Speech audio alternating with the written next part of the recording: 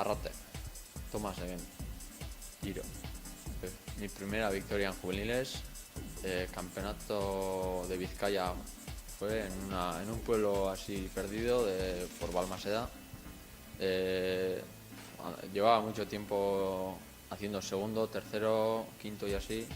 Y bueno, gané esa carrera y le dediqué a Joseba Arquidia, que fue un gran amigo y bueno, se la dediqué a él. Peor día, el día de San Glorio en la Vuelta a Palencia, hace 2 años. Empezamos a subir San Glorio con 20 grados y sol o así, y arriba hacía 5 grados, lluvia, mucho viento y estaba por bajarme de la bici. Bueno, al final seguí para adelante. Estar en la Vuelta del País Vasco y pasar por las rampas de Arrate.